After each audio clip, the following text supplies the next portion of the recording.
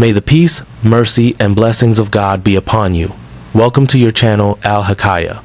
It is a channel specialized in stories that aim to comply with Islamic values and qualities. Let us follow our story today. You know, in Arab heritage, some titles, they're not just names. They're entire stories packed into just a few words. And one of the most powerful ones you'll ever hear is Jabir al-Kiram. This isn't just a title. It's a story about incredible generosity, a secret kept in the dead of night, and a debt that gets repaid in, well, the most public way you can imagine. So what does it actually mean? It literally translates to the mender of the stumbles of the noble. I mean, what an incredible title, right? It just makes you wonder, who could possibly earn a name like that, and what on earth did they do to deserve it? Well, that's exactly the mystery we're going to unravel today. All right, so our story actually starts not with the hero, but with the person he saves. Let's set the scene. We're talking about the time of the Umayyad Caliphate, and we kick things off with a really, really good man who is about to hit rock bottom. So, let me introduce you to Khuzaimah bin Bishr. This guy, he was the absolute definition of generous. He was wealthy, sure, but more importantly, his door was always open. If we needed help with anything, Khuzaimah was your man. He would spend whatever it took to support his friends and his community, and he never thought twice about it. But as it so often happens, life has a way of turning things upside down. The wheel of fortune turned, and Khuzaimah, he lost everything. I mean, everything. He went from wealthy to completely broke, and those same people he had helped for years, all those friends he'd supported, poof, they vanished. They got tired of him asking for help, and one by one, every door he knocked on was closed in his face. Just like that, he was totally alone. So, picture it. Khuzaimah is broke and completely abandoned. But then, something happens. Something that changes absolutely everything. And it all goes down under the cover of darkness. I want you to really imagine this scene. It's the dead of night. It's totally silent. And out of nowhere, a single rider, completely cloaked in secrecy, shows up at Khuzaimah's house and knocks.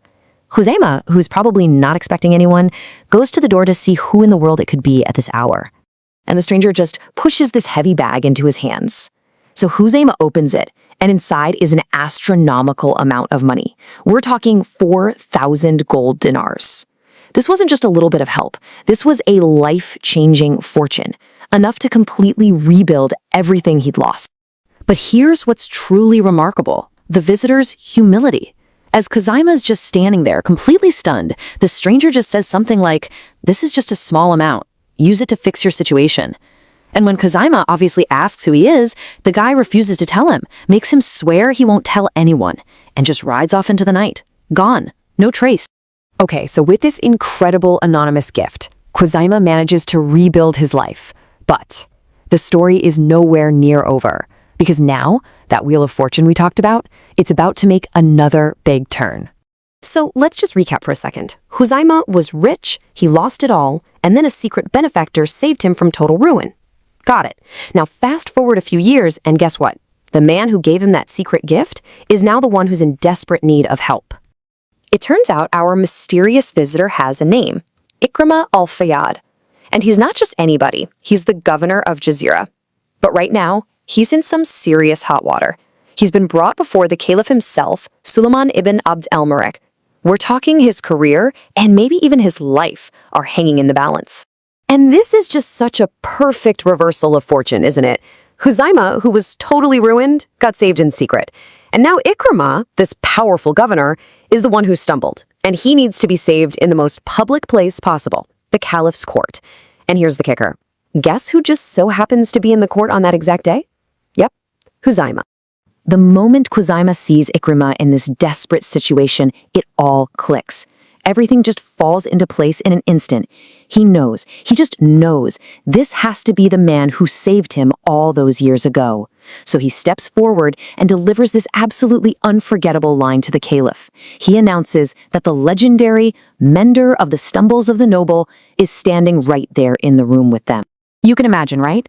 The whole court is stunned into silence. The caliph is completely intrigued. The secret is finally about to come out. And with it, the true meaning of this incredible title is about to be cemented in history forever. So this is it, the big moment. The caliph leans in and asks, Who is he? And Huzaima points right at the man in trouble and says, "It's Ikrimah al-Fayyad."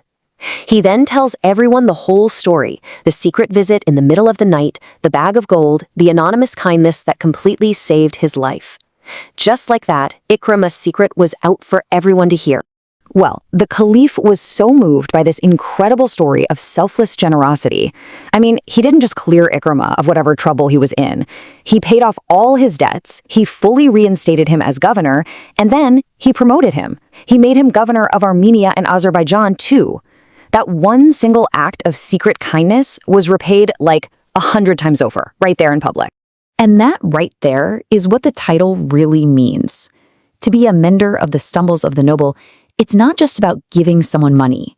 It's about helping good, honorable people when they fall on hard times. And this is the crucial part, doing it in a way that protects their dignity. Doing it secretly without looking for any praise or reward. That's the key. There's a reason this story has been told for centuries, right? Its message is just absolutely timeless. And it kind of leaves us with a big question to think about. You know, in our world today, where so much charity is about public display, how can we embody that same spirit?